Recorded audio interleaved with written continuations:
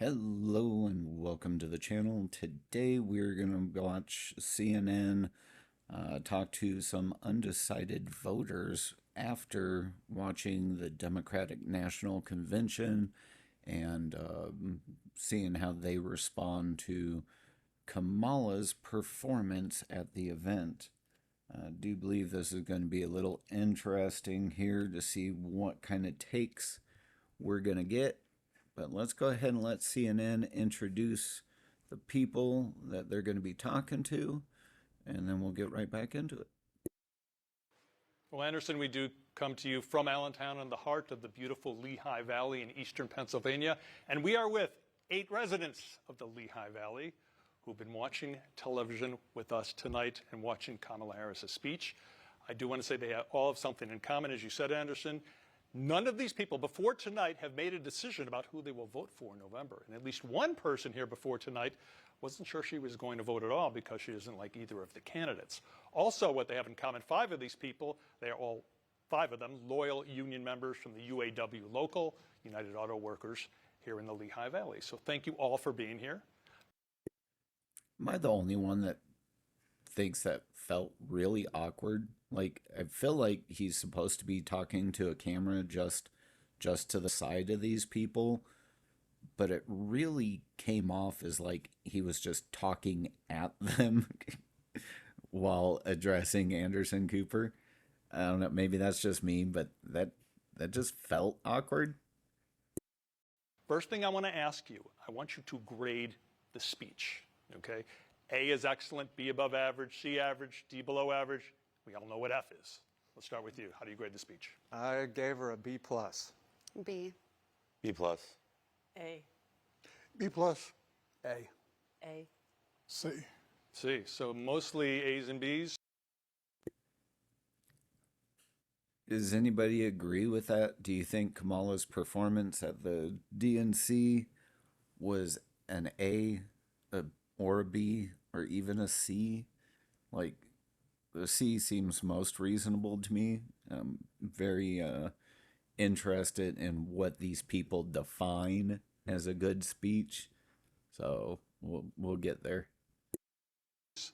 With 1C. I want to ask you why you made the decision you made. First of all, we start with Scott, who is the president of the UAW local here in the Lehigh Valley. Scott, what grade did you give it again? B plus. How come? I gave her the high grade because I thought she looked very confident. I liked how she spoke from her heart. I liked her message of unity and the division that we have in America. I like her fight for the middle class and families. The reason I didn't give her an A was I thought she needed to go into a little more detail on some of her plans, of how she would, do some of the things that she envisioned. Okay, Lindsay? She looked confident. She spoke well. The only reason I didn't give an A is because she didn't tell us how we're going to get there. Okay. So that tells me this guy doesn't care about like details. Now I wonder if the way he described her performance was the way a hiring manager described your interview. Do you think you'd get the job? They seemed confident, but they didn't tell us how they were going to get the job done. Probably ain't going to get you hired, but maybe that's just the way I see it. You're in sales. You're the person who wasn't sure she was going to vote for anybody because you don't like either of these 2 candidates.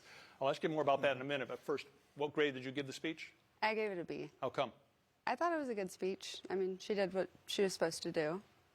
I liked that she was talked about her upbringing, made it feel a little more like personal. But yeah, I thought it was a good speech. Okay, Andy?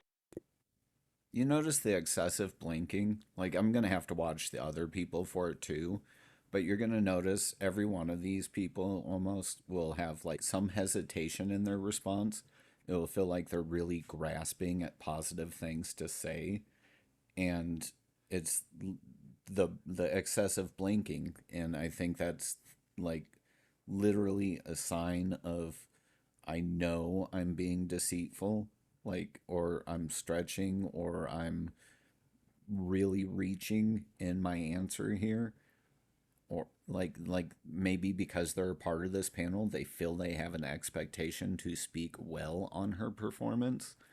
But she says she did everything she had needed to, but she didn't. She didn't sell herself. She didn't explain anything. So, other than not stumbling on words and sounding good, again, what is your definition of a good speech? Because to me, it's something that informs me of your intentions and your plans. Again, maybe that's just me. Andy, you're also with the UAW. You make cars and trucks for us Americans, so thank you for that, along with the rest of you. Your grade again was? B plus. And how come B plus? I liked her plan for the middle class. Like my wife's a nurse. I'm an auto worker. I'm as middle class as you can get. I just felt like she should go a little more in depth. But I guess I understand you can't really go as in depth in these speeches. But a little bit more would have been like nice. Okay, Donna, is your I like her plan, but I wish I knew what her plan was. Like, oh my lord. If Kamala wins, it's these are the kind of people. If she wins, it's because of these kind of people. Now, I don't think they ever said during this interview like what political affiliation these people are, but it seems to me like they are obviously all so far Democrats that are just desperate to find a reason to support their Democrat candidate that they did not select. Yeah, it's mind-boggling that, yeah, amazing performance, though you left me with no clue how you intend to do the things you're going to do. I wonder if this guy's felt really great about the middle class over the past 3.5 years, or the working class rather, under her vice presidency. Because if the answer is no, then what do you think is going to be different with her as president? I wonder. mother? Yes. Donna's a retired dental hygienist. Donna, what grade did you give it again? I gave her an A And how come an A? because she hit all the points that I wanted to know about. I wanted to know more about her economic policies, her foreign policy. I know she couldn't go into depth about that, but I mean, I felt that she looked very presidential. She sounded presidential, and I think she's going to be a unifier. Yeah, by the way, going into tonight, Andy was 60-40 with Kamala Harris. Yes. You were 50-50, which is interesting. We'll talk more about that in a second. Okay, so that woman, she sounded presidential. She looked presidential. She hit all the points I wanted to. Like, I wanted to know more about her. I really don't care about the personal history of a candidate, or like their upbringing or their childhood. I don't need to be their friend. I need them to make good decisions for us people. And if you can't tell me how you're going to make good decisions for us people, again, I don't see it. Patrick, also with the UAW. The grade you gave it again? A B plus. How come B plus? Well, she was very confident in what she was saying. She showed leadership ability and understanding of the topics at hand. But again, she didn't go in depth. I did like what she said about what she's going to try to do for the middle class, about a tax break for us, which will be very nice, but still a little bit more information on some of the things that she's planning on doing. Sean, also with the UAW. So he likes that she had tax plans. Now, the only thing I've seen her solidly state for tax plans is earned income credits and child credits. So, not necessarily all of the working class there. You know what would help working class? Reduce our taxes. You know what? Like, our tax brackets are totally screwed up. I don't think you should jump from 12 to 22% federal tax at around $45,000. No. That's ludicrous. Like, why do we have to go with like very targeted things when we could just help everybody? That'd be my complaint on the one thing he saw good. But again, it comes down to details, details, details. The grade you gave it again? I gave her an A. How come? I was looking for policy information. I really wanted to see some substantive policy information. And I thought she did give enough. I like what she gave on military, what she wants to do for our veterans, and with border control. I just think that she has a lot of good ideas, and she's very well spoken. I think she was very professional. Sabrina, is your daughter? I love all the details, but I don't know the details. But professional and well spoken, so won me over. Man, do you guys think Satan would maybe have a very professional and well spoken speech? Because I think they probably would, especially when it's all read off a teleprompter. But again, my opinion. Daughter, and also a UAW member, helping to make cars and trucks for America. Your grade again? A. How come an A? I think she was very well spoken. She was very clear on what her policies were and elaborated on them with the time given, and the fact that she's wants to bring back rights for women. And Brian, your Wants to bring back rights for women. Name me one right a woman doesn't have. The only thing you're talking about there is abortion, and that's at state level now, so feds shouldn't ever touch that again, as it should be. That should never be a federal issue. Never in a million years. So this woman is concerned about something that doesn't even exist, a lack of rights. Like, what more do you want? Because you're not asking for rights anymore. You're asking for privileges. Frustrating. you're in real estate. You're a nice guy too, like everyone in this panel, and you gave the only C. How come you gave a C? She wasn't clear enough on the policies. She did speak a lot of her personal history, which was great. But I still don't feel like she's ready. I feel like more so she should wait. I don't want to, per se, vote for someone that is a backup. All right, well, but I'm going to ask you shortly. You're obviously not ready to vote for Kamala Harris. Right. I'm sure about that. Right. But what about Hey, somebody with some brains, some reasoning skills, and that like critically thinks, perhaps. He wasn't buying it. He said, yeah, if you can't tell me how we're going to cross this ocean, then I don't want you being my captain. I think that's perfectly reasonable. Bravo to this man for having an independent mind. We need more of you in this country, sir. Thank you. I want to ask all of you all together at this point.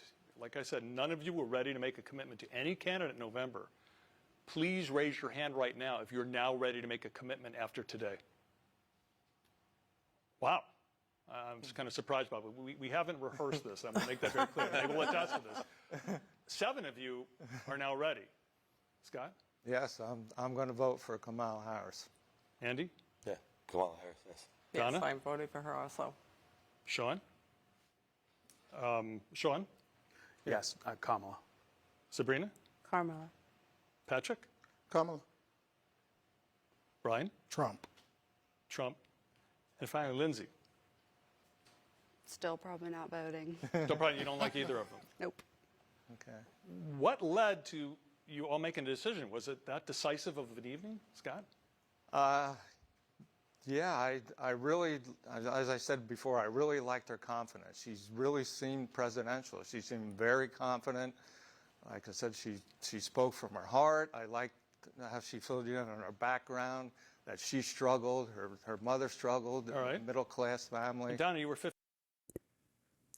And like, I'm no body language expert, but you got this guy in the front in the red. He's nervously rubbing his hands together between his thighs.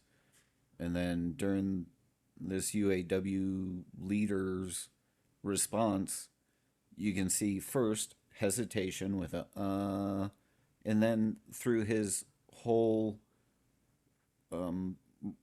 reasoning for changing his, or deciding to vote for her, he's shaking his head no while he's coming up with the most asinine reasons to have been won over. Like, oh, she made it personable and she talked about herself. Okay, great. Shouldn't she be talking about you? That'd be my expectation. Am I wrong? Are my expectations for somebody applying for president too high? Like, I feel like they're not. I feel like they're completely reasonable. But with that being said, I feel like these people's bars are way, way, way too low. 50-50 going into the evening. What made you make a decision? Well, I've been doing research since she was, the nominee, and I like what I'm reading. And here I've been watching the convention, and her speech was just, that just sold me. And Brian? Again, with the body language, you see her eyes flittering.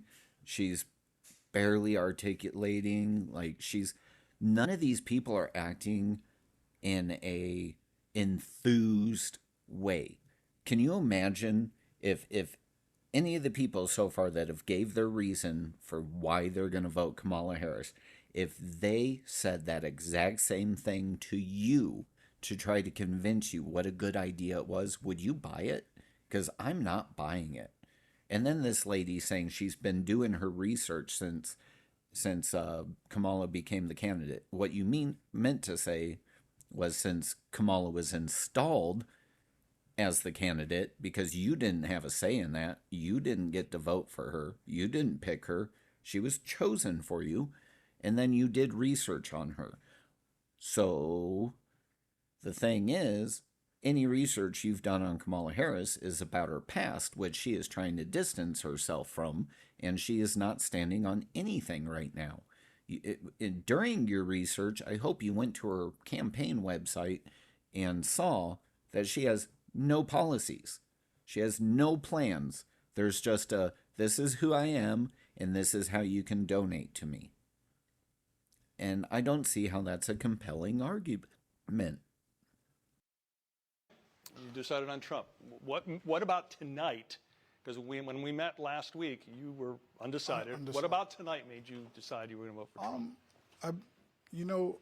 Her speech was great. I like how she went into personal history again. It was just not moving for me. But it made you think that Trump's a better candidate than her. He's here for it. He's a little bit more aggressive. She's aggressive in her way, but I think she'll be aggressive in the next term. So Trump over Harris for you, Harris over Trump for most of you. I'm surprised at how that guy handled it. He really put on the kid gloves there.